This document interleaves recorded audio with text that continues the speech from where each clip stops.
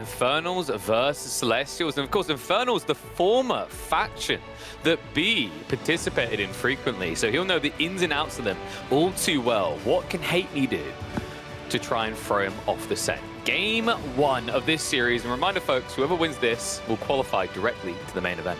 Yeah, but of course, who loses here, they're not done. They're not totally out of it. This is 3 qualifier slots coming out of EMEA. So the loser of this series, they have the dubious honor of running into Captain Alex, playing whatever matchup it is that he decides he wants to do, because he's been playing tournaments up until the last patch of Celestials. He played a bunch of Vanguard, took down MSRM with his Vanguard in this setup. And look at this killer patient. If you were watching earlier, you would have seen that B plays differently than a lot of Celestial players. He's a big fan of going for this very quick Guardian Nexus and spamming out Kree very early into the game, which makes sense. Weird. Kree are not good against Magmadons. Once that timing hits, you're fine. But if you're early, you're going Volt, Conclave, something. Kree annihilate Gaunts. So they're a really solid early game unit if you can get them out fast enough. Yeah, that feels weird though. Like, you know, it's definitely off the cuff and different, just not in the way I would anticipate. It allows an aggressive timing, but one that's slower than what we're used to seeing out of B. I still remember a few weeks ago, he was prolific for just rushing across the map when many a Celestial player were.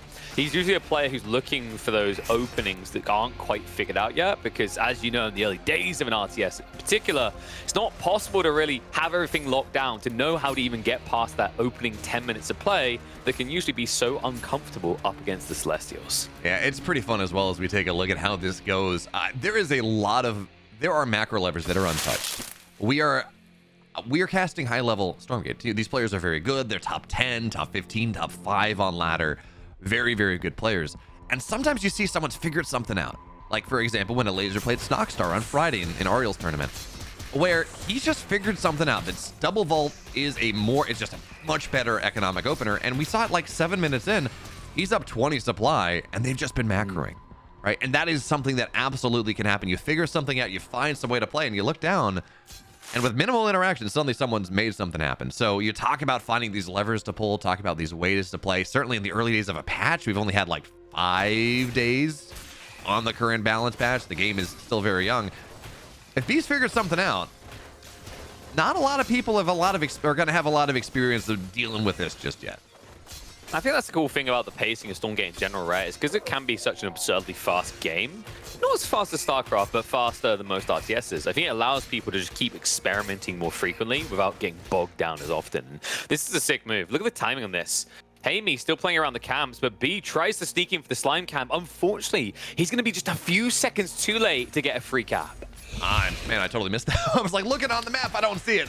Yes, but that is a massive move there early on. Any money you can steal from your opponent. And by the way, again, with these Kree, with roll up ready to go, fighting with a bunch of fiends doesn't feel great. They go and they slap out, and they spin up, they spin out, and it's just a ton of splash damage. So in this early game, when this is Volt Conclave from HateMe, it doesn't feel all that great. And behind this, what I was trying to take a look at here is, we're not Arc Station just yet, which is where B likes to go. Actually, fairly quickly into this series, or into this game, where you go Arc Ship or Arc Station pretty quickly. You get some scanners out, but more importantly, it means you can just get hard to take creep camps. And you can knock them down. You can continue to just really, really accelerate your income, but you know, we're not there just yet. It's the risk you can take as well, right? Like when you play around Gaunts, you have to be a little bit more reserved because they don't have that movement speed. These guys are just able to get out. I mean, you know, watching them just beautifully, elegantly, and so quickly go around the map right now has got me dreaming of a partnership between Stormgate and Transformers in the future, just so that we can get some skins where you just hit Autobots roll out and then they just deploy. I don't know. I think of like Beyblades, you know? I was thinking that, but I go Beyblades, and in fairness, they're not spinning top rotational, right? It's like side roll. So it's like, it's not spin, it's a roll. Yeah, I guess. If your Beyblade's spinning like this, you will lose very quickly. You know, maybe, but you know, maybe you can mess with things a little bit more. These, oh man, these Kree are gonna run it. It's so many Gaunts, not a lot of brutes. Oh my god.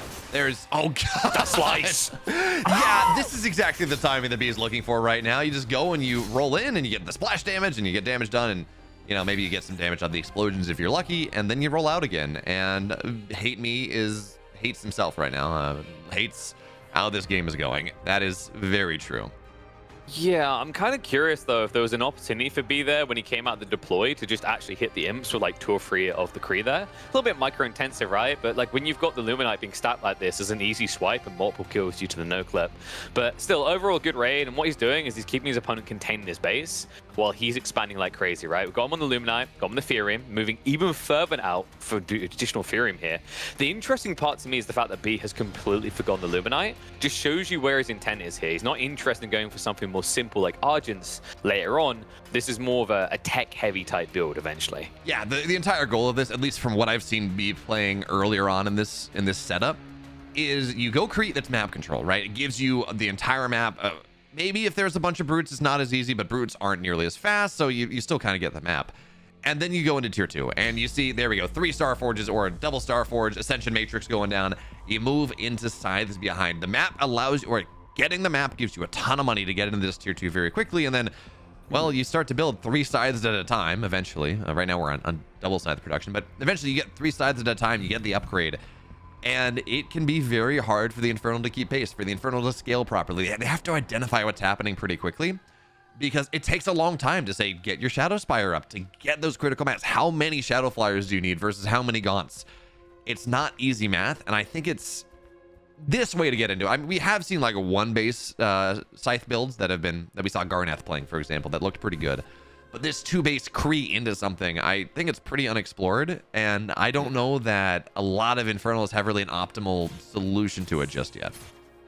Are you kind of surprised with how much Scythe play we're seeing at the moment? Because like technically in a way they got slightly nerfed in the recent patch, right? Like they fixed the air damage, but if I remember correctly, it came at the cost of some of the ground damage. I think so, yeah, but they're still very good, right? It's not even the base damage that's the problem. It's the fact that they do 20 bonus damage plus 100% if they're on top once they have their upgrade, once they're starting to take some damage in the shield. So it's like, yeah, you know, we nerfed their anti-ground a little bit, but that's like not the majority of their damage when they're actually really good, so it doesn't really matter. I don't think so. And also it's one of those things where it's yes, they were nerfed a little bit, but it's not like Vanguard, not like Infernals have a really good solution. You know, it's not like Infernals have really good anti-air. Gaunts have to chase them on the ground. That's awkward. Shadow Flyers don't really burst. They do minus armor, so maybe the Gaunts can fight a little bit better, but it's not easy. And on top of that one, I mean, once one Shadow Flyer hits, you see everything proc, you see all the shields proc, and the additional Shadow Flyers that add in just don't do a lot either. So it doesn't surprise me, I don't think, because a couple Kree are going to get found out right there. Dodge those shots. Another Kree are also interesting. Oh, go ahead. Because the scythe changes, right? Like I think what also enabled them is at the time people would try and scythe, they felt a little bit flimsy. Then you leave it for a little bit, but what we have to remember is a patch before that, or 2 patches before that, we actually saw a nerf the overall movement speed as well, right? Reaper's Rush used to be 40%, now it's down to 30. All of a sudden, those Gaunts don't really have the ability to kite and kill as they once did. I mean, yes, you have the extra range, but you're always kind of at a disadvantage there anyway. And the reality is, especially on a map like this, I think this map is where the scythe play is phenomenal because of that X that marks the spot. If you get jumped, you've got an immediate get out of jail free card here.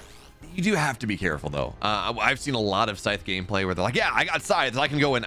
Well, Scythes do bonus damage to heavy anything. Shrines are heavy. Shroud Stones are heavy. I got like 20 Scythes. I'm just going to 8-click everything.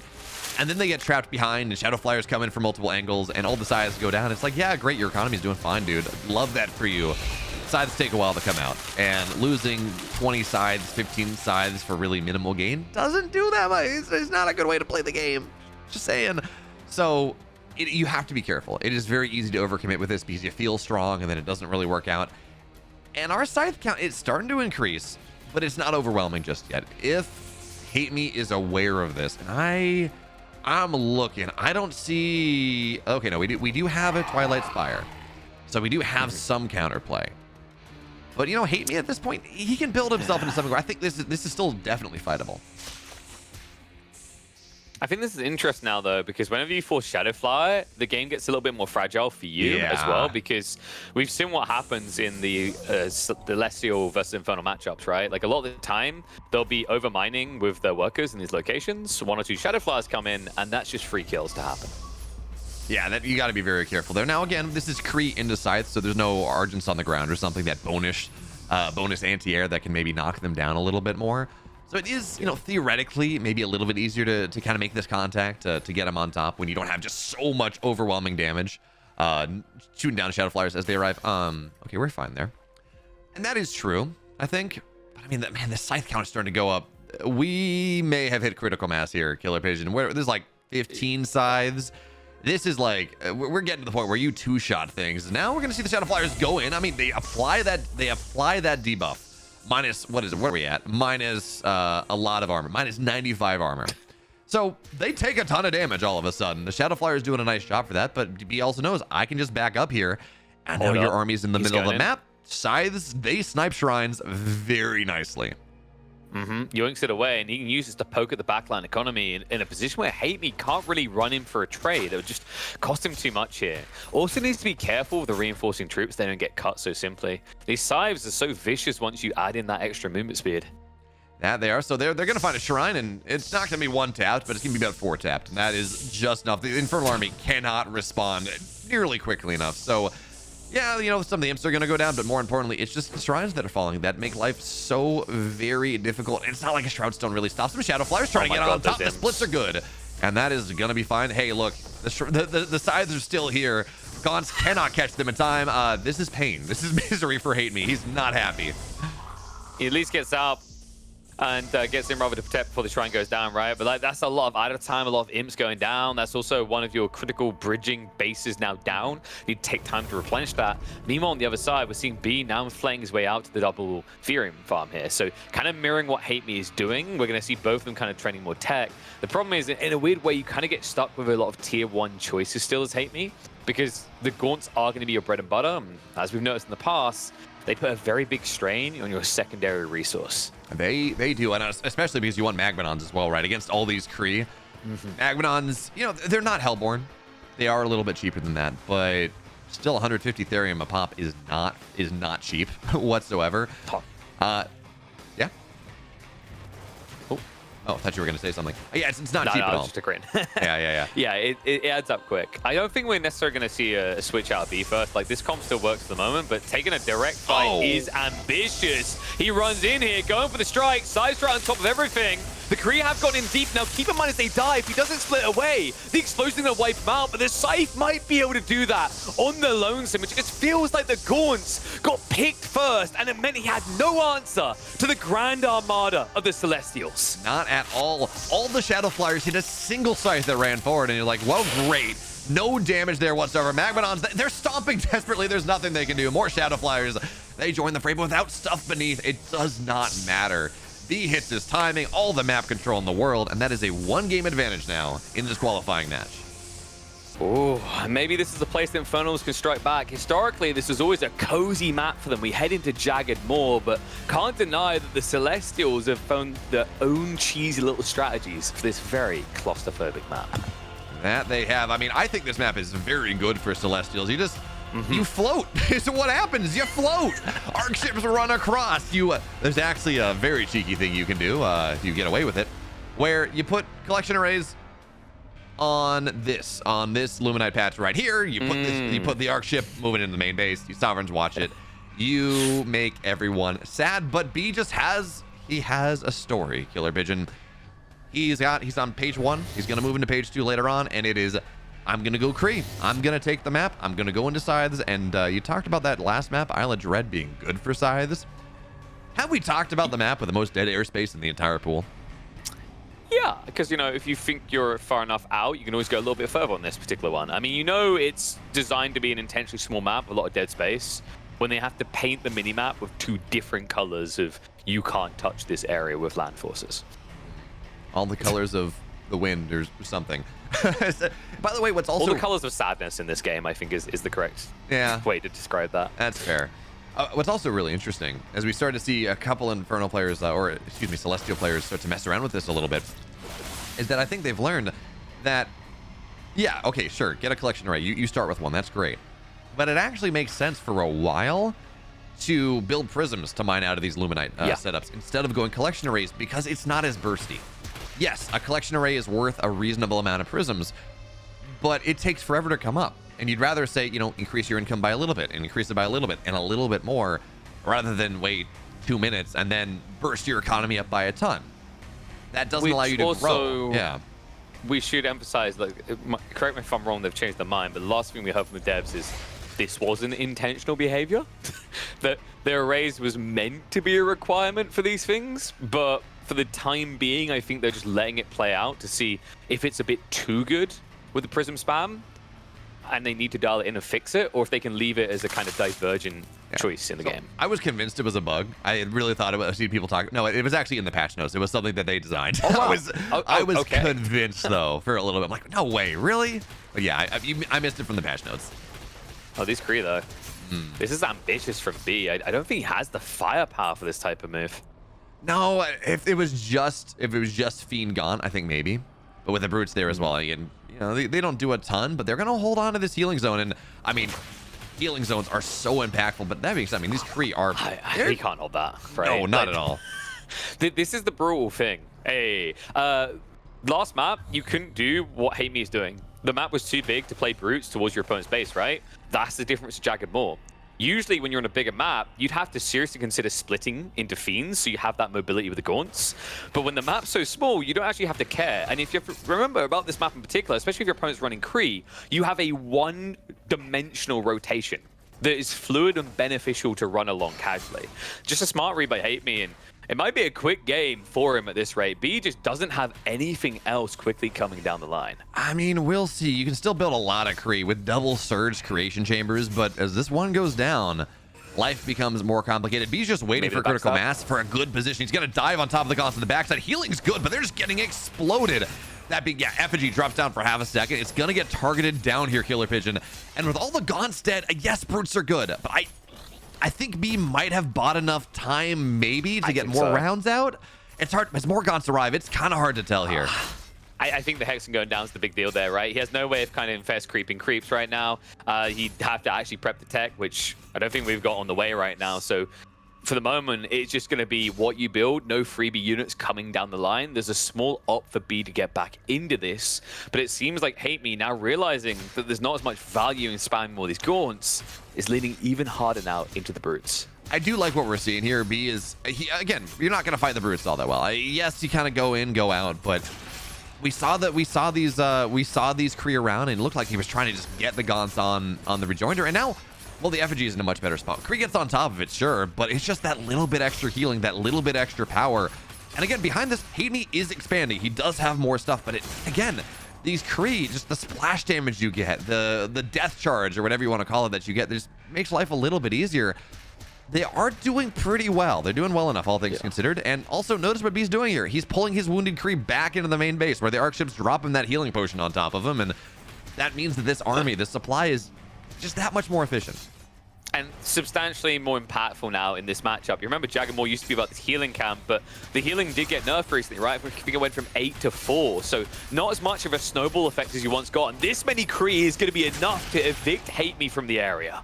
Yeah, he got close for a while, but again, double surge creation chambers. The Kree numbers, especially because, yes, this map is incredibly short by air. It is very fast by air, but by ground, it takes a while. Brutes are not fast. Gaunts without their upgrade are not fast. So you have defender's advantage. It's gonna tick over time. You have, I mean, there's a look at this. We're at 8 prisms here on the double Luminite base. B's money is going great. He's got a ton of money, and slowly over time, that does mean that this committed pressure is eventually gonna time out. Eventually, you're gonna have enough to defend. It's interesting as well, because HateMe is leaning away from the brute, so maybe it doesn't hurt him as much as we originally were anticipating.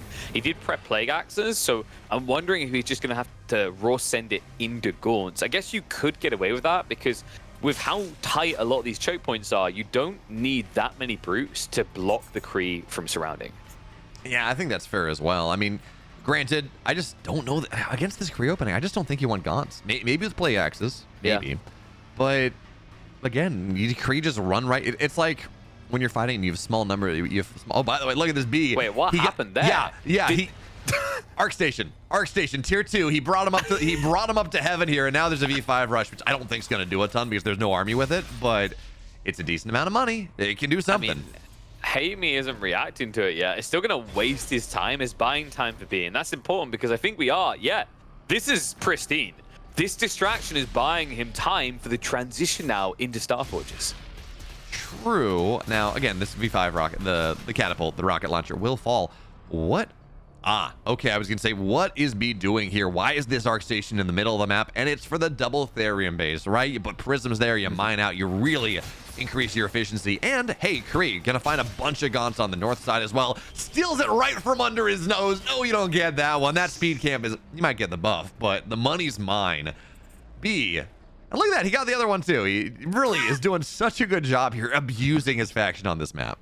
It's delay, delay, delay, right? Like, transitions is the most uncomfortable phase in any RTS. And if he hadn't delayed with that first V5, drawing so much attention, delaying him, then on the speed camp as well, there would be no Scythe defense coming when the enemy army is at your doors, right? Now he has that second layer to the cake for when HateMe arrives.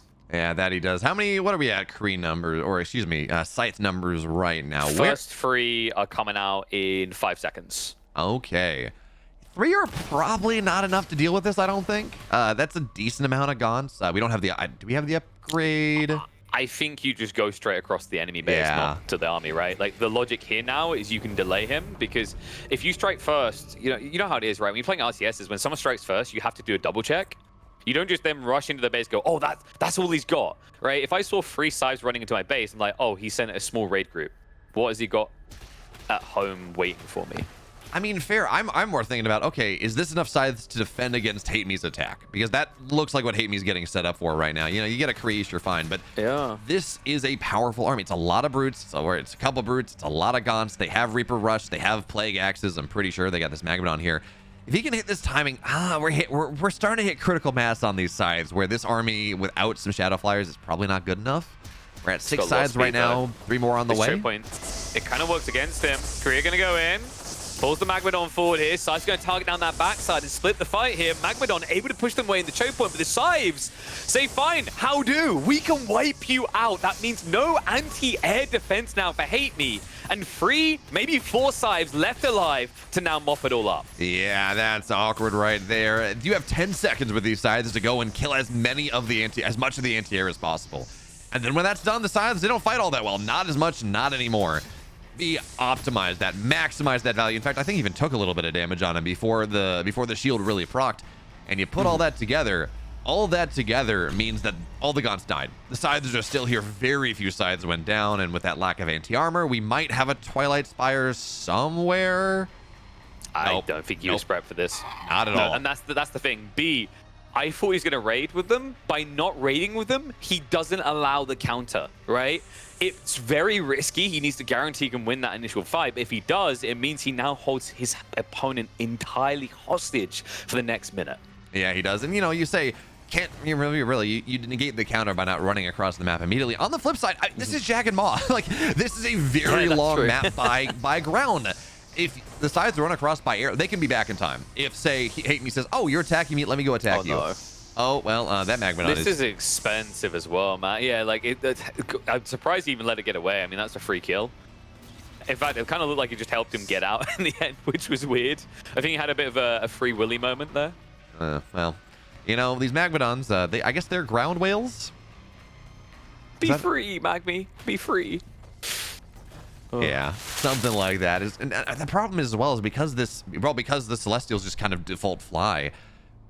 B's been able to take the double Therium base and the double Luminite and the double Therium base. His economy is just, because of how the map works and because of how the race works, his economy is just so insane. Now, we're not seeing that 100 supply lead like we saw at points when the mass scythes started happening in game 1 or when B did it otherwise.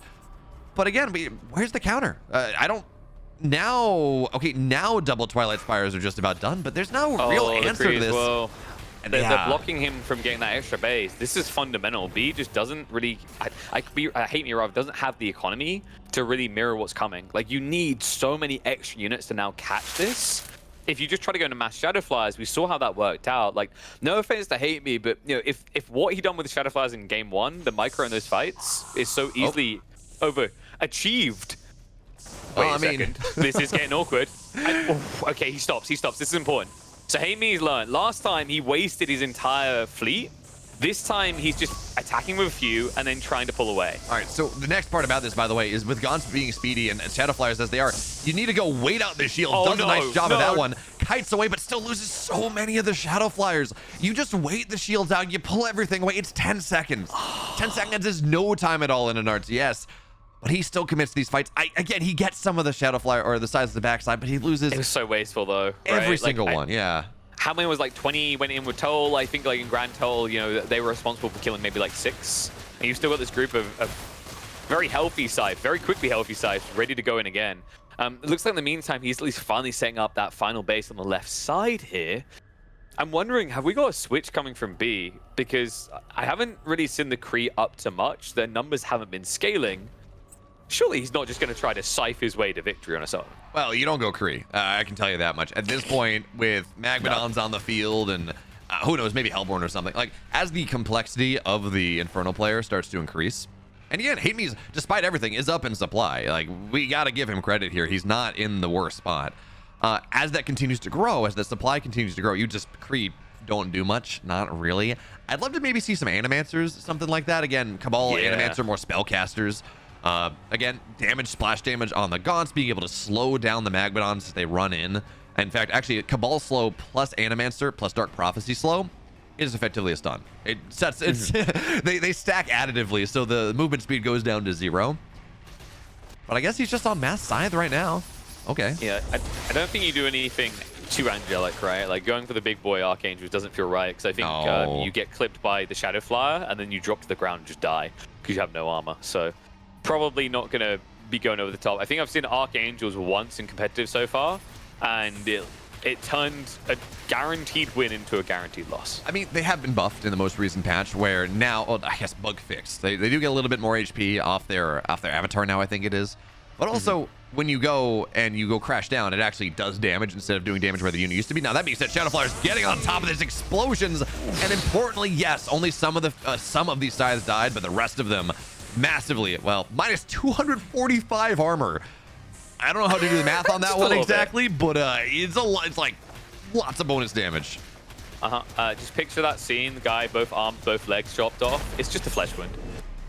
And don't worry, flesh wounds can be healed quickly when you're part of a celestial race, because we've already got the heals coming in, and now it's a counterattack move into the center.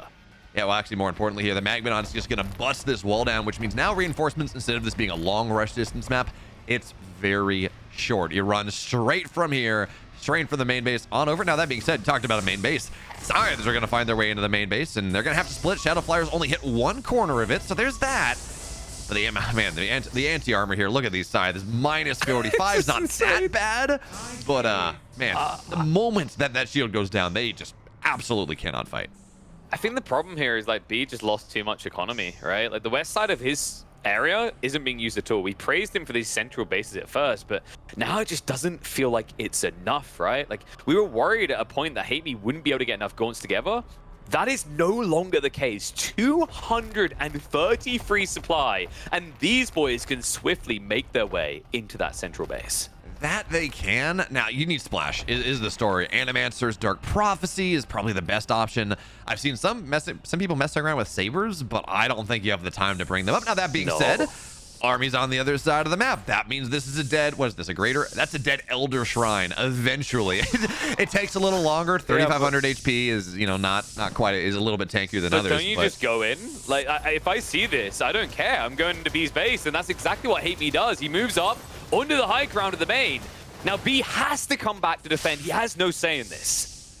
Okay, let's see. So, yeah, no, you do have to come back. I was like, maybe you go and you defend one base and lose the other, but this is where the Star Forges are. All right, this is where the Ascension Matrix is. This is where all your tech is. This is where you have to defend. Now, he does a decent job, actually, of dealing with that run-by on top of his outlying base. The supplies are a little closer than they used to be.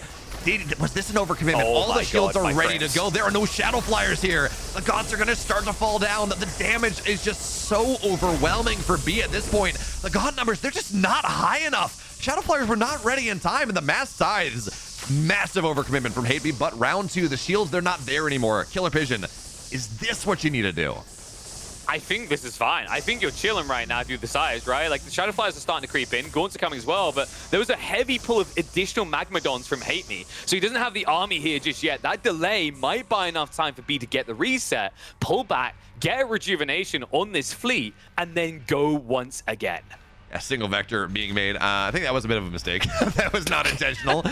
They are very good units here, but not in this matchup. Oh, this fiend. This fiend is gonna... Don't let the Starforge die. Don't let the Starforge die! Please. Well then. I can hear the Red Alert 2 noise from promotions already. Yeah. Wait, is he building vectors for real? That's the second I think one. He is. He had no, they had like the second one quite early. Huh. Maybe I don't mind like 4 or 5 of them for drive, like just driving by the enemy base, right? Like blink the high ground, poke them a little bit. This could also be for anti-air, because vectors are kind of their design goal is like this mobile anti-air unit, and if you can go and just snipe down some of the Shadow Flyers before the fight, I don't think so. I think they are just the critical mass is too strong. It might be something like that though.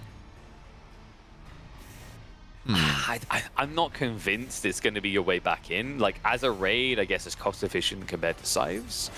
But it kind of just feels like B's reached the eclipsing point where he needs something else, right? I don't think this on its own works anymore.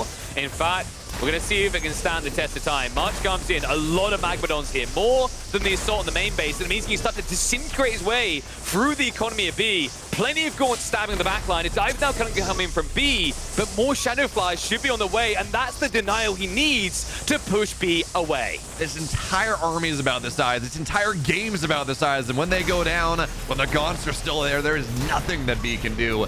HateMe, game 1 did not have a solution, but game 2 on a map that is arguably better for this build actually for B. HateMe ties it up. Killer Vision, things are getting figured out. 5 to qualify, 1 point on the board each, and we hop into a third game, and HateMe has got the desirable spawn, the closest spawn to that speed count. That he does, but B has some interesting ideas on this map. He plays aggressively on vertical spawn towards this. He'll go and actually try to building rush effectively, put his creation chamber on the high ground, take the resource camp, and then you have the high ground. You can kind of get pole position on the speed camp and start to take it away from the Infernal player. It's gonna be interesting to see if he decides to go for something like that. He does have ways to handle this. Again, it's not great for him that he is in this situation where he does have speed camp disadvantage, but you know, I don't want us to go into this map, Killer Pigeon, and say, yeah, you know, he's got the speed camp, it doesn't have it, so 2-1 HateMe, we're gonna go to game 4, you know, the game's over. Not how it works, you know? That's how we get the fastest meta at Stormgate. Just open the game like, oh, GG's leaving. Like, this is wild right now, by the way. You see what B's doing? He's just kiting and evading with his Prism. Because he knows this play, right? Like, with the moves he's making, he will not have any defenses on the opener because he went double greed. As a result, he has to keep shifting his Prism away so the Hexen couldn't snipe him. And he timed it perfectly to minimize any loss in gathering before getting back in position to start hoovering up that Furium. I mean, the funny thing is it doesn't really matter because when the well, I guess B is a little capped on power right now, but in general, once this power bank pops up, yeah, once you're sitting there and you're at, well, once your power is at in green, the collection the structures passively heal. So, you know, it's never good. Like, a single Hexen's never really gonna kill a Prism. Not a thing. So it is nice, you know, just minimize and kind of deny some scouting as much as possible, but it's not that big of a deal. Big deal though. Creation Chamber, second one on the way. We got that Guardian Nexus. You know the drill. Spam those crees. The drill is we get speed camp and spam brutes, right? Yes. Yes, absolutely. I mean, it did almost work. HateMe almost made that work on Jagged Mod. The rush distance, especially with the speed camp, if you set your rally properly, the rush distance is very, very fast for HateMe. So we saw that work almost on Jagged Mod. Didn't quite punch through this time. He can take this healing camp and play around it. He has the speed camp right there.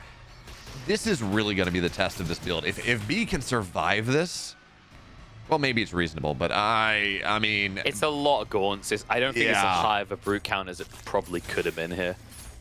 That's fair. I mean, it's only 2 Kree on the map right now, but it looks like, I guess we're going to see HateMe. He's going to get as much money off the map as possible before he gets truly aggressive, which is fair, right? If you can creep this early and you can start to take the map, that is money you're taking from your opponent. It's pretty important. Here come the Kree. and immediately regret being here. So not able to get a blocker there. Nice capture on the energy tower coming out from HateMe. He's pretty much just constricted the camps near B, essentially taking away the more risky camps to deny extra equity away from the Celestial player. Yep, once he takes the close camps, the far camps are easier to get. So for now, Korea just going to dive on top of these Gaunts once again. Sovereign's Watch is there, and again, high-level players, you notice, we see the FNG go down, immediately just single unit gets going and clicked off and says, yeah, okay, this has to die. 2% per second is just more than I'm willing to deal with right now. So you back up, you deal with that, and now Korea are going to try to take this energy camp, I guess. They're just getting, nope, that's not even what they're going to do. They say, I don't want to fight this. This is not fun. We're just going to roll around, and we're going to go and try to cut off some reinforcements, kill some brutes, kill some fiends, or excuse me, kill some Gaunts, kill some fiends, and maybe we can make this army small enough that it's actually worth fighting at some point. Yeah, but he's getting shuttered away, right? Like good mirrored movements coming out from HateMe, and the reality of the situation right now is, you know, you've got a few camps under your belt. Your opponent doesn't really have many to work with. Ideally, it would have been nice to have something like the Luminite Tower, just trickling that extra resource. But you can see, actually, the bigger priority for HateMe is to continue to control these speed camps. That it is. You can have 2 speed camps versus 0. Yes, okay, the buff is really good. Buff is really good. But equally as important is this passive buff. Over time, it changes unit interactions. If you get, say, double speed camp and your opponent doesn't have any, these Korea are not going to get this run by. All of a sudden, Agbadons can catch when they wouldn't otherwise, right? That's kind of what we're looking at. Kree can maybe dive on top. Kree can go and get on. Oh, this is a great fight here. Kree get in from every single side. Hexen should die. Gaunts should probably die here. And look at this. HateMe was woefully underprepared for this fight. That's a decent amount of Gaunts going down. And yeah, B's going to have to run away. These units are low. They're infested, some of them. They have to back up. But if you can continue to get trades like that, that's a great deal for B in this game. Sure, now you can just go back and kiss that boo-boo's better, right? He's got the heal camp for that very reason. I feel like that was a bit of a drop of the ball by HateMe. He knew exactly where B was, not just because of that attempted run by, but because he'd already captured the speed camp prior. So at that point, HateMe had all the info necessary to dodge the problem, especially with that vision camp in the center. But something in him just kind of snapped. He believed that he had enough power behind him, despite the fact he had, what, 3 brutes with that main army? Against what he knew was going to be at least bare minimum 5 Kree. I mean, I think what it is part of this. No one else is playing this. I have not. Maybe someone is on ladder and I haven't seen it, but like no one plays this early Kree opening. 95%. They will now. We're going to open Argents, right? That's what we're going to do. We're going to play this style. And if that's how you play, and you say you play 100 games against that mass Argent idea and like 5 games against Kree, you kind of have this idea about when it's okay to be on the map and when it's not, when it's okay to be creeping and when it's not. And I think HateMe's kind of mental calculus on where he can be, when he can be, is just being thrown off by this build from HateMe as much as anything else. Because that army, against a bunch of Argents, totally fine. Probably pushes off the speed camp. As it stands, a bunch of Kree diving in from a perfect surround, doesn't work nearly as well. Yeah, and I think it's a case of where, from HateMe's perspective, there's just that instinct still to build a lot of Gaunts, right? Like, we're still seeing it even now, even when he knows the type of medicine that he is being dosed with. It's almost instinctual at this point for Infernal players, right? Like, you play a lot of Infernals, you know what I'm talking about. The bread and butter has always been Gaunts, but it feels like doing that, you're just hoisting on your own petard up against these mass Kree builds. Gaunts just feel better to play, is a lot of it. Yes, also, you want mixing damage, you want ranged units because they can fire over the melee units, and all these things is we're going to see, of course, Arc Station's done, so we're going to take 2 Luminite camps for the price of 1 big economic injection coming out of B. But again, Gaunts, they fire over the brutes. That's great. They're more microable. They feel better. So you just want to build as many as you can. And when all of a sudden, like you're playing against a mass Lancer build, and they just get they just get run through. You get mass Kree, and they get run through. You regret life. You feel really bad. Oh wow, what an elegant and innovative build order from B. I've never seen this before. Oh, he's doing it again. Actually, that's pretty fun. Yeah, it's kind of wild, right? It's got a 50% success rate in this deciding match so far, but it might be the perfect timing. Look at what HateMe started doing. He's leaning into quite a few Magmadons, and the Gaunt mass after that early loss isn't impressive. No, really. Oh, I thought you were talking about the fact that he double sent to heaven. The double camp. Yeah. No, he triple I'm camped obsessed actually. with the fact we got Scythes coming. Yeah, I've just been ignoring that. I'm like, yeah, that's gonna happen. I'm not. Oh, sorry. No, I saw it, but I thought we moved on because like it's kind of crazy that. Wait. No, we can talk about this. It's not Scythes. Oh, it's not? Oh, he's going That's Sabers why here. he done the Luminite camp play you talked about. It's Sabers, which is substantially more expensive than the Scythes, right? Yeah, this is actually really interesting. So against this setup, right, against a bunch of Magmadons, Sabers do 100 damage a shot. It's about 100 damage a shot. It's like maybe 94. The numbers have changed a little bit, but they do bonus damage versus heavy units, and they do a lot of damage. So that means effectively that you 4 Sabers, 5 Sabers, depending on like 5 or 6 Sabers, depending on how much white health you have, they one-shot Magmadons. They buff their splash damage. So now 50% of the damage they do is now spread to surrounding units. The idea there was, okay, now as fiends spawn into a fight, we can go and the splash damage can go kind of help clear them without needing to go animancers or something. I don't know that I believe it in this game state. I don't know that I believe in it in this game state. But it is a really interesting idea, right? Is this going to work? I mean, eventually you're going to want to get core ascendancy, so you move that faster, you can kind of self-repair. But more importantly, the other problem with Sabers, right, is they can move fast for a little bit of time, but otherwise they are very immobile units. They do happen to get like a free hit kill on a clump of gaunts there, right? Like, so I don't think it's the worst of ideas. I think it's gonna be very important for HateMe to play around extra creep. I'm kind of surprised we haven't had some FG spams down, just occasionally to keep recharging him, because I think that is going to be important when he keeps edging closer and closer now to the base of B. Yeah, I'll buy that as again, good use of the hex, and they're just making sure that the scanner doesn't, cap the camp for free. But also, I guess I'm a little surprised that we're not seeing HateMe go and start to spread Shroud on the map a little bit more. Those 200 HP effigies are kind of hard to deal with. They do take a significant amount of damage to go and knock down, which in the middle of a fight is not something that we really see the Celestial player wanting to do. But for now, okay, where are we at? I see it important to take a look. So we are at, what is this, 4 base mining. 4 base mining for B. HateMe's taking his 4th as well. So the eco is about equal. He's actually on his 5th soon, right? Like, I think he might be setting up for that Luminite at the back. He's got meat farms over here. Okay, maybe not. I don't know. I feel like HateMe should probably be an extra base ahead, right? It's a bit of a weird position to find yourself in. Yeah. I'm not sure if he has enough.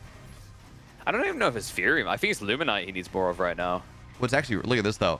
HateMe has been trained. This was B played 2 games, 2 broadcast games against Infernals earlier on, where he did the Kree into Scythe build, and now he's done it 2 games in a row. So 4 games in a row in this match. He's going Kree into Scythes. We have Shadow Flyers on the map. Is there a flying unit? God, that's so many Sabers. This is what is this? 10 Sabers.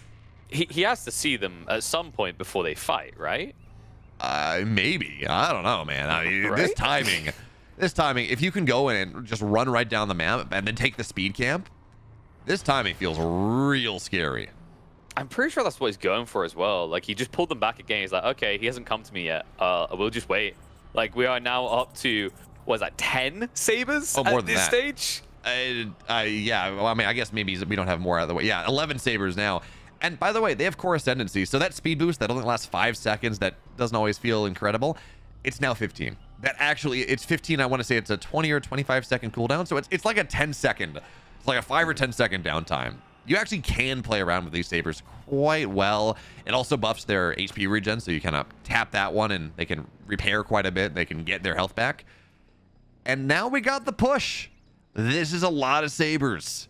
Just HateMe have an answer. I actually have no idea how this works. I don't think I've ever seen this.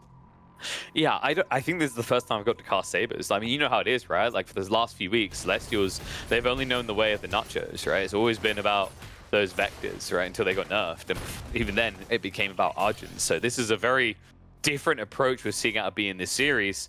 I have to see how effective it's going to be. HateMe is shifting away entirely to the south side right now. Looks like that was a Selectable Army overreaction, though. He's pulling back now. These Shadow Flyers are soon going to discover they're kind of useless. Yeah, I mean, if you get to tier 3, you get to dive bomb. It takes, I think it's now 8 Shadow Flyers instead of 4. That is true. Man, look at this Magmadon just gets annihilated. This fire base of Sabers. How do you fight into this? This feels really hard. Magmadon's going to stomp forward. They're just getting targeted down. Now, Infest on the top. Percent HP damage. Magmadon's finally made contact here. Was this the play?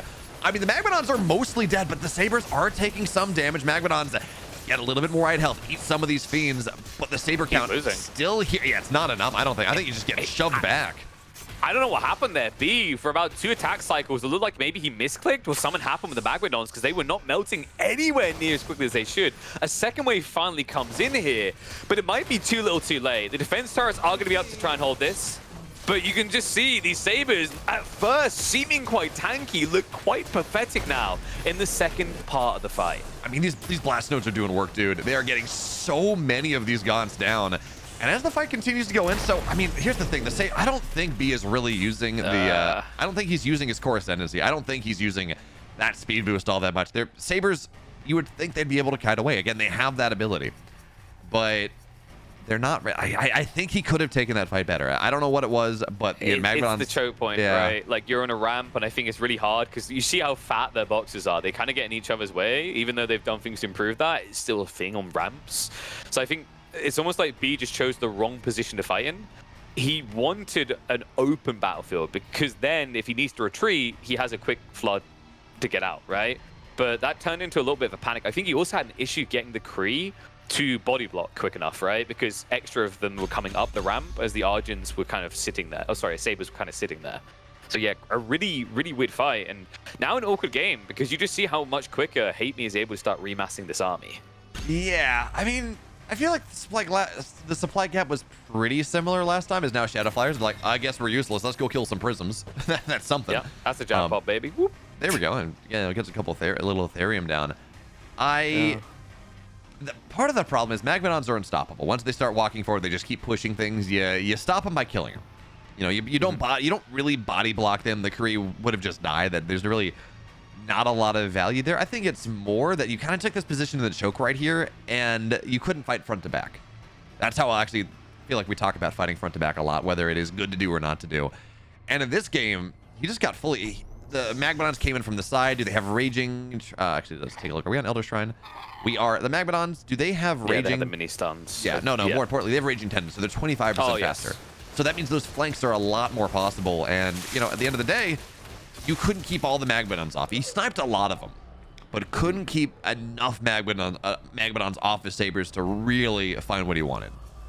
I think the Hellborns were pretty critical there as well, right? When you're in those choke points, there's just an extra layer that can attack. Whereas if you were kind of melee dependent, you'd be quite limited, right? So it wasn't just the Magmadons that deserve praise. It's definitely this Hellborn element that's now going to make it really tricky for B to find these stab-ins with the Sabers. Yeah, I don't know. So I see people in chat saying, hey, I can't help but feel like Animancer's Dark Prophecy would have been the play. You know, fair. Is it not always the play against Gaunts? I mean, Magmadons as well, right? The slow. But these Legion Halls, we talk about getting Animancers, are going to get taken down, as well as the rest of the things. Do we have any more Legion Halls? We got one in the main base, building some Animancers. I'm assuming it's got upgrades. But, B did not go up on that ramp. We've been here before. Oh, Dragon's out as well. It's not good for your health. Wind is not. I'm wondering if there's a world now. I mean, you got to run away from this. There we go. Does this even scale quick enough? I don't think so. I mean, Animancer's out. That's something. Yeah, but you need to be careful with these Animancers. Like, if let's say HateMe's on it, right? He'll just snipe them with the Hellborns now. Yeah, and I mean, there's a Flayed Dragon out on the map as well, and no sides to really counter that.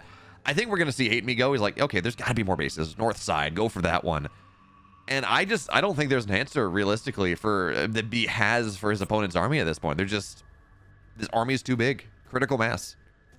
We also have Harbingers coming in. We don't really see many of them these days, but it's kind of an interesting idea. Is like, instead of burning some of that power onto the effigies, you can just use these instead, right? And just get that effect. Yeah, it's pretty cool. I know there was a talk last build. What was it? Was it Elephant? That was right before early access. About, using Harbingers as part of your army. Yes, you can use them to drop Magmadons from flanks and do all this other stuff, but just get Shroud on the field. And what that also means, by the way, is even if you say, not wasting Animus on everything. Well, also, if you drop down and then drop an effigy where the Shroud from the Harbinger is, that's a permanent effigy now. It doesn't last 15 seconds. It lasts forever. It's got order of magnitude more HP. And this Dark Fortress is not a happy camper here. Oof. This is just, I mean, even the Dragon's eventually going to knock this thing down. So tech now reset as well for B. Yeah, I'm starting to think that B is going to be the edge of despair here. HateMe's just been on it like a car bonnet. I mean, we've still got at least potentially 2 games to go, right? So there's ways you can turn this around as this is a best of 5, but it's starting to feel like he's solved this crafty build from B. I'm starting to wonder if he's going to need to lean into something other than a Kree opener, because HateMe has finally started to find the formulas that work. Yeah, when you really commit to so many expensive units, again, the Mass Saber, that 12 Sabers with upgrades in that game, when you lose that, and you lose on map control because of that, because you've spent the last 5 minutes building that army up, it means that what exactly we see here, Infernal expands, they explode to take the map, they start to max out. I mean, HateMe is over 300 supply. And that's because of the Fiend, certainly, and because of the Dragon, but you will not see a bigger army. There is not a better time. Now, there's an Archangel on the, excuse me. There is an Archangel on the field. It is lacking that final upgrade, but it's a lot of splash. If you land on the ground, there's a lot of ground splash. There are some Animancers. The Dragon's there's no solution to the Dragon. Yeah. I mean, your maybe opponent already showed Shadow Flies before, right? So, like, this is a solid solution. I think you get one Springer. This is go for it right now. Angel not even deploying onto the ground. It's going to be a concave coming in and around the backside. Hub just actually dropping down to keep that shroud going and spreading it around. And that is going to be B's army completely obliterated here, as HateMe will go up in the series 2-1. All right, secluded Grove time here. HateMe already up on match point. Wins this one, he goes through to the main event. B would have to then look onto the third place match to try and see if he can keep his dreams alive here. Can he show us something different? Can he evolve the strategy? Or are we just doomed, locked in a permanent cycle of Kree?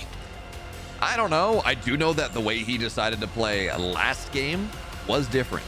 He went Kree into Scythes, 2 games, actually really 4 games in a row, maybe even more, I don't know. But of the games that I've seen, 4 games in a row. And then he says, you know what, Saber's on this map. And I think I see the logic there. There's chokes you can just kind of push vertically, but the moment you lose all those Sabers and you don't wipe the entire army, they take forever to build. They are slow units. They do not give you map control. You build them for the push. But hey. So I've got a proposal of a unit that I think would be very interesting for the Celestials here. Give it to me. Kree. I think that'd be very interesting. Yeah, I think we've seen a lot of it. And, okay, so if you think about this map, right, there's no speed camp, so you don't really have that one going for you. But, there are multiple ways to get into bases. There are, you can kind of roll around the map. It's relatively spread out. Kree are weird. Because on the one hand, I'd say, yeah, Kree they're good in a small map. They can run across the map. But also, the more open it is, right? The more opportunities you have to go and get that full surround and knock all the gaunts down. And HateMe is, again, going Vault Conclave. We're not seeing any sort of adaptation going like double Vault just, again, to counter this Kree spam early. And I think that is kind of, again, he's won 2 games in a row. But it is interesting to see him kind of, again, not adapt to be in the early game. I think it's just a realization that as long as he holds the ramp, leaves a Brute at home around that kind of like, what, let's say about 4-minute timing, is it? He should be safe, right? We saw what happens in the last game when those Kree tried to go in. They ended up getting a good fight on the tail end, but like realistically, that was a lucky recovery to a certain degree. Like, realistically, HateMe shouldn't have been caught the way he was. So I think, knowing the weakness is if he can't get these run buys on the main, the Kree kind of flop off long term. I like this, and we always talk about this idea of like scaling range, because when you get in a fight, it will be 100% firepower compared to like 20% potentially if you go melee. So you don't really need that many brutes in the long term, just enough to kind of hold the areas. Yeah, I have seen some really interesting builds, and maybe not in this matchup, but some really interesting brute focused builds as Infernal versus Vanguard, as Infernal versus Infernal, where you just really focus on the different brute upgrades that you can get, and suddenly they become a lot tankier. They get like, I think it's a total of 20 or 30 armor, which means they take 80% of damage that they normally would. The Fiends, as you split, suddenly become very fast. They attack fast. You get 3 of them. Like, they do really well, and it's interesting. I think you still, again, I think others were talking about, I think you do want gaunts because they scale your damage that much better. But I think there's a little bit more to explore. But for right now, for Kree against this army, the gaunts should die. Oh no, these brutes are really low as well. Brutes. Yeah, this is problematic. I mean, he's nowhere near the healing camp either, so B kind of is able to hold him hostage in the center here. Second base has now come up. We'll retreat into the choke point. But if he goes back for that army on the west side, that could be a mop-up. Oh, B's so hesitant, though. Interesting that he's not going for it. Yeah, I mean, right? These two brutes had no HP. I mean, they're starting to get the passive regen from the health camp, but they're really not a lot of HP. No white health. The Gaunts, I mean, we know what happens. Kree just go explode Gaunt.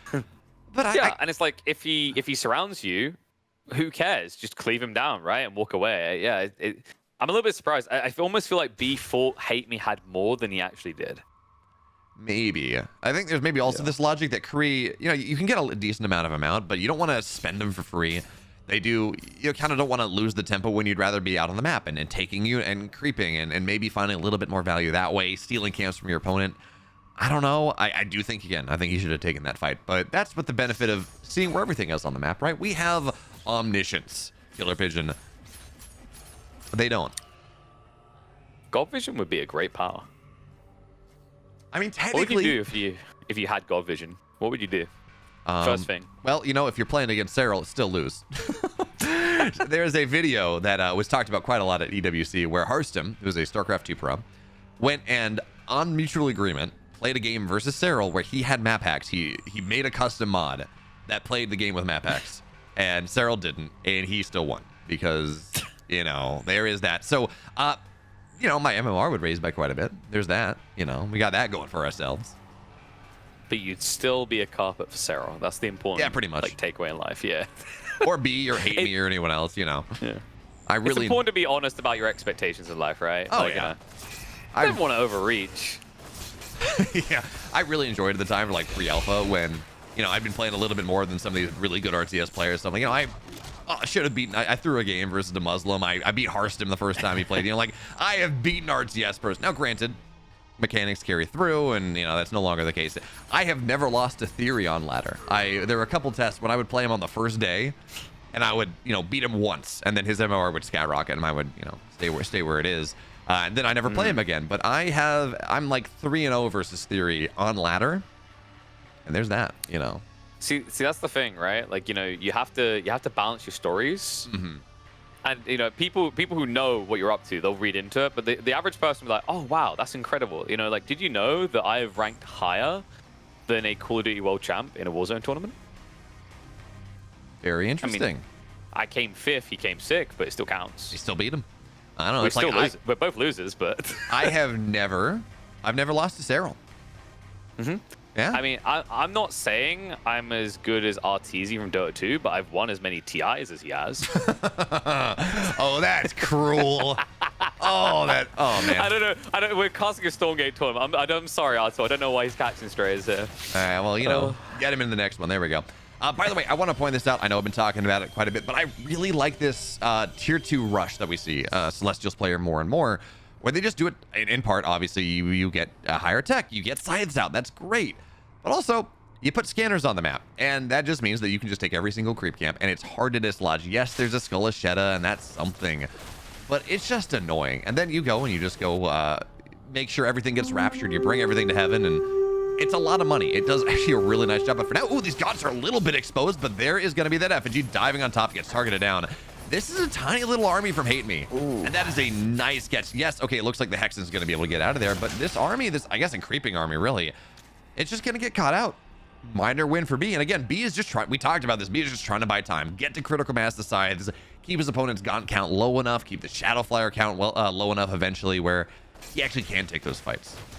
And I think that's the important thing, right? He gets this rough fight actually for HateMe. Getting the squishies caught out like that when you're switching Magmadon, now you have to kind of pad that area again. Yes, it's the correct thing to build because your opponent's probably going scythes here, but it means you're not necessarily at critical mass. I also think the way he's spreading on this map offers up some exposure points. If B times it right, knows when his opponent's going to capture these camps, like the energy tower right now, he can strike on the opposite side at the perfect moment. It's also really awkward. I think it's important to talk about on this map that Therium is awkward on this map.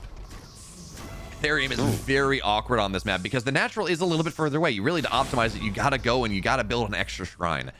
And when we talk about this matchup where there is a bunch of Therium, or excuse me, there are a bunch of Magmadons because you need those, you need Shadow Flyers, and that's a big deal. When you're talking about this, it is so much easier for the Celestial player to mine that Therium and build this high-tech army that, by the time that you have an answer, you're just going to be a little slower. You're not going to be able to build as many Gaunts or as many Magmadons. Again, because this Therian patch is that much further away from the shrine before you get a second one, compared to really most other maps. I think that's a fragile timing, especially for the Infernals in particular on this map, more so than any other faction, right? Like, usually we see that when you're playing as the Vanguard, if you want that tech switch, it can be more sudden because you can just bob overcharge and rush up a command right next to it. Whereas with this faction, we've always talked about the idea that you kind of want to get that second shrine prepping really early because there's no way to fix rush it later on in the game.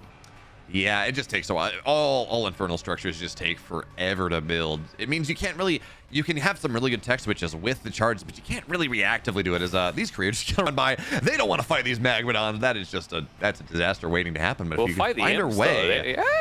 Those guys look more fireable. Hey, look at these pussies. We can take them out. There we go. That'll Force work them out. away and check this. Army's going to be intercepted. The Scythes, with their position, they could easily run down the gaunts. Instead, they target straight onto the Magmadon, just staying away from the anti-air. But it looks like it's going to be a swift drive-by and a pull away here.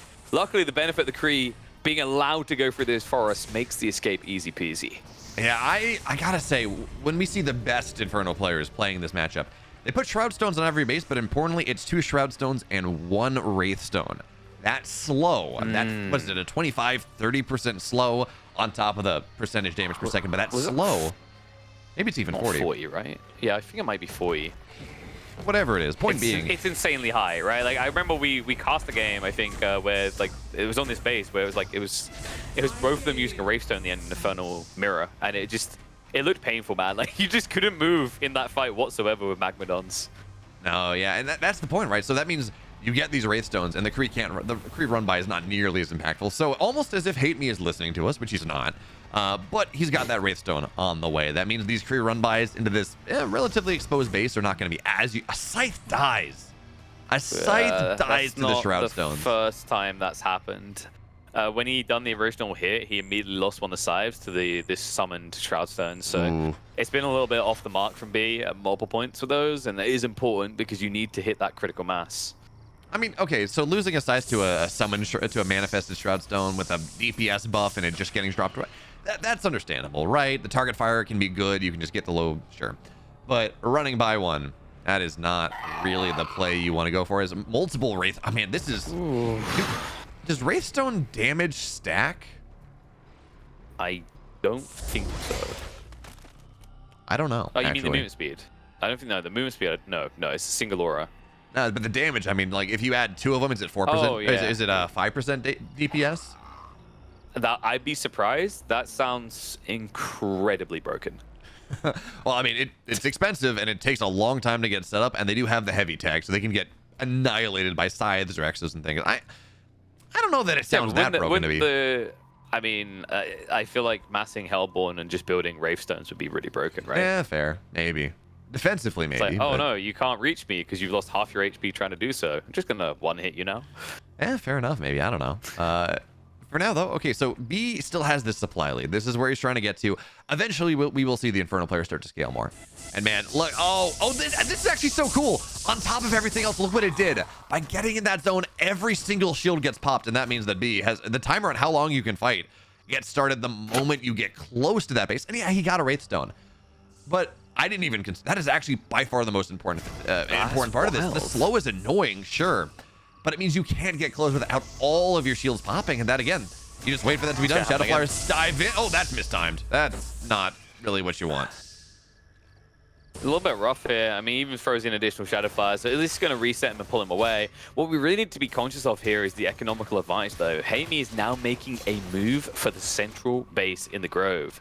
This is going to be big. If B doesn't sniff this out, if he doesn't find an advantage on this east side soon, HateMe is just going to be playing a macro game where he should have a clear edge over the Celestials. Yeah, and it's interesting as well. I think theoretically on Secluded Grove, this is a map that favors Celestials. You have the ability to float over top, take this base earlier in the game, but because B hasn't, because he didn't take the double setup early and get himself really properly set up for that, now all of a sudden, the Infernal player is getting it, and Shadow Flyers are going to start to arrive. Some shields are procced. Again, you're trying to buy time, dashing forward. Shadow Flyers getting full center mass, but even still, you're going to be able to escape. Like, the shields last 10 seconds, but that also means you fight, you back up.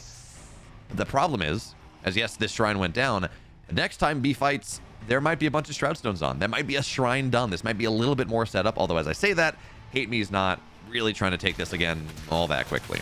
Yeah, he's sending the imps out, but he needs to focus on the camps on the side. Like, it takes so long to set this up, right? Like, what are you defending holding there? I think there's more value in trying to strike into B's main Fearing base here, which right now does have a decent number of blast nodes nearby. Shouldn't be the easiest thing to breach, especially when you're playing a pretty tier 1 heavy army still. But it might be a way that you can fish a fight and buy time. What I do really like, though, is we are seeing more Legion Hulls get added in, more Animancers getting added in.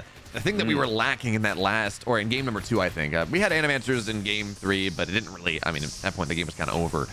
But in that last mass Scythe game that B lost, he just didn't have the splash damage. HateMe eventually hit critical mass and had tons of gaunts. And then, like, what are you gonna do? So in this case, well, he's gonna have Animancers. He's gonna have that ability to slow. There we go. Look at that one guy. He's not biting on it. That's how HateMe lost game number 1. He just bit on a single side. And now this is not. This is much better here. The clicking is. He's able to go and just not auto target. So the sides have to run away. Splits are reasonable, but not quite good enough. That's a lot of sides going down. Now you can't go and run through this easily. Magmadons are gonna stomp through. But with the animate, this is so many Animancers, dude. Yeah, you need to back up. I don't know if he even got a glance at that, but 6 Animancers is a death wish waiting to happen. And remember, the difference in that last game is when Animancers came out, HateMe already had the answer to them, the Dunker Boys for long range. We don't have a Hellborn switch yet. No, we don't. Now, there are Wraithstones on the way. They're not dungeons yet, so the Shroudstones are here. And Shroudstones get shredded by this, realistically. The bonus damage to heavy. Now, okay, Shadow Flyers, that's a bad angle. They're not really getting good contact, so B still with his supply lead that he's got, getting set up here. And as he kites away, this is when the Animancers are starting to get ready to play these chokes. Magmadons can open it up, sure. But if Magmadons are forced to go through these Dark Prophecies, through these slows, it's not the easiest thing. Even still, Wraithstone's just about done, and that makes this fight much harder. B's still looming here. Maybe he can force some pressure on the east side base. Seems to be his thought process, but there are a lot of Shroudstones waiting there as well. It just kind of feels like going east side is the hard way to do this, but B's going to try it anyway. And there we go. Dark Prophecies get dropped. Gaunts, Poplo, a lot of them going down here. Does break away before he loses the entire army, but a bitter reminder for HateMe of just how powerful this unit can be. Well, that and Shadow Flyers get taken down as well, running through this Dark Prophecy channeled away. It slows them enough that the Scythes can just go kill. That was a massive fight for B. Yeah, the supplies might still tell another story, but man, these guns are all so low. Now you have to be, these Animancers they're dangling so hard, Killer Pigeon. Dark Prophecy doing enough, but it's doing friendly fire here. You got to get these Animancers away, slow these Magmadons down. That probably should be enough, actually. And as these Magmadons are just very exposed, bonus damage versus heavy means that these sides are just going to knock them down. HateMe thinks he's got an opportunity, though, trying to knock all the Animancers from doing anything. Got to target the Magmadons down. They're mostly dead. And once they're gone, the Dark Prophecy is going to do so much work here. Now they're starting to drop nothing to cancel it. It's all over everything. And the Scythes, they should be able to clean up. The Gaunt numbers are not here anymore. Yes, Animancers are dead. HateMe's supply is reasonable, but a lot of that is Fiends. And realistically, Fiends, they don't shoot up. Honestly, who cares? It's Scythe versus Gaunts, and there are not enough Gaunts. HateMe is more done than my frame rate in this game right now. That was brutal. If that wasn't enough to break out, I don't know what's going to be. We've got Shadow Flyers not even reacting now. B doesn't even need to micro shift out of this. And all of a sudden, that base you were fighting tooth and nail to hold on in the center seems fully exposed. Scythe's going to move in. They should be able to mop this up. There's a small group of Gaunts coming. B is going to reset. HateMe, the problem I'm seeing here is like the reboom, right? Like usually when you're playing Infernals, you're able to edge out in this matchup, I say about a 30 pop lead. I just don't see it in this one. The problem, you have to buy Shadow Flyers are expensive. Yeah, it's only 25 Therium per Shadow Flyer, but it adds up massively. And again, when you want Magmadons, when you want Gaunts, that's a lot of money. Now, again, the Shadow Flyers are starting to pick away at these sides. B thinks that he's made it happen. And, you know, this is he might have, I think the play here, actually, as we take a look, instead of just going as what are these imps doing here? I don't know. I think do you just go Animancers again? Because I feel like the thing that's missing here for B is Animancers as a follow-up again. Some level of splash. I think Animancers are probably the play.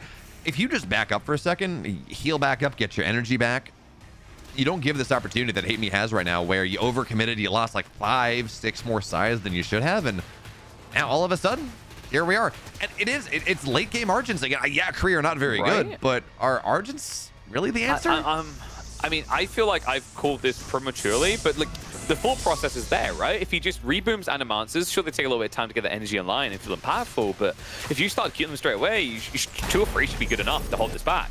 But I think it's falling apart. I think B is about as screwed as a nail going into some wood right now. Like, this is brutal. He doesn't have time to reboom. He doesn't have the space. HateMe is going classic Zerg here and flooding the map. Yeah, HateMe just found the bug spray. Is what happened. Yeah, oh god, he's doing Saber again. Buzzing around. Saber again. Oh, yeah, this is it. I really, B's fight with the Animancers in the sides, it looked really good, but then you just overcommit that much into the center base and all of these Shroud Stones and the ability to go and spend all your Animus on a ton of Shadow Flyers that, yeah, at this point, the sides are dead everywhere. B is at 50 supply. And man, this looks so good until it didn't. HateMe qualifies through.